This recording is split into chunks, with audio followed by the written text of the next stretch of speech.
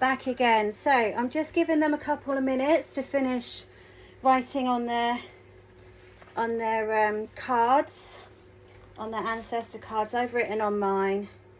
So I've got my uncle who died fairly recently, my dog who will never leave me, my granddad, and my nan. Was practically raised by them, so they mean a lot to me. I just wanted to show you this very, very quickly. This is my ancestor tree that lives in my house pretty much 24/7. So that there is my nan and granddad, and that there is my dog Smudge. And the other people that are on here are my ex-husband's dog and my ex-mother-in-law. Now, it might be strange for me to have those in my family tree, but you need to consider I've still got children, and they're their family as well. And although this spiritual world is very personal, my children are a big part of that for me. So I'm not going to only have my family tree or only have my ex-husband's family tree. When it comes to my children in a safe space where I am with them, or shared space, it's all of our family trees. So that's all I got to say on the matter, to be fair. Right, excuse me, this is just water. I promise it's not alcohol. It wants to be alcohol. It will be alcohol later. The next thing that you've got in your box is 4 little pegs, and they're all wooden because they're all natural. I find the natural ingredients as much as I can when I'm doing these things, again, to keep us grounded and connected to nature. And then you might be wondering, purple string, are you nuts? Purple is the universal color. If you didn't know, I am a Reiki healer as well, so I do a lot of Reiki clients, and when we talk about the universal energy and we talk about the Reiki energy, it's always in purple. So this is why I've chosen purple. I could have gone with silver or black or white for the connection to our ancestors, because they're the seasonal colors that correspond. I will be doing lessons further on about color correspondences for clothes, candles, you know, what colors mean what. But I've gone with purple to help us strengthen that connection. The universal energy goes between the veils as well. So you have 2 choices. You could either take your pictures or your words, let's pop that down 1 second, and take your clip and just clip it to your family tree, so it sees like that. With the string, what you could also do is clip them onto the string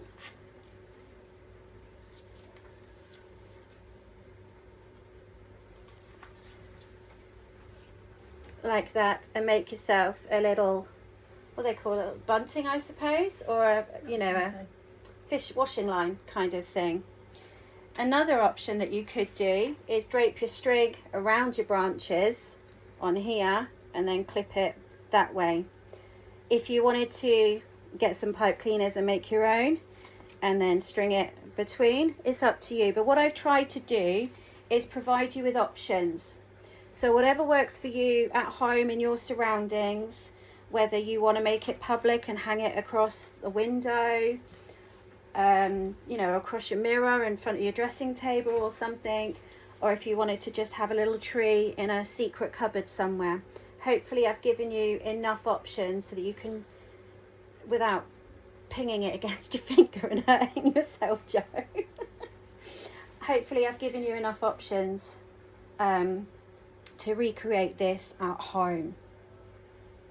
Everyone's still with me? Yeah? Absolutely. Brilliant. Now, I've only given you 4, but as I say, all you need to do is get a sheet of paper or get some more pictures. It is not a problem. You can have as many or as few as you like. It's your tree. It's your connection to your ancestors. They don't have to be family or pets. They can be friends. Maybe a friend that's moved away that you don't see that often. They might not be dead, but your relationship to them isn't as intense as it once was. So your tree goes in the center of your altar. For display purposes, I'm going to use my big one just so that everybody else here can see. So that goes in the center of the altar. The next thing that is in your altar pack is your black candle. So the symbolism in a black candle is also in your handouts as well. So I don't always remember absolutely everything because I put an awful lot of detail in this. The black candle, you can light this whenever you like. Black candle just basically sucks away any negativity. Sucks away any negativity. It also offers us protection and provides us with light. You consider a lit candle, no matter what the colour, is always going to offer some light.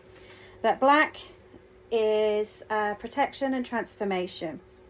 So with our photographs or our mementos, it could be a lock of hair, favourite piece of jewellery, a ring, anything that can connect you to them. So what I would do is I would put my altar, my ancestor tree in the middle, and I would put my candle in the front.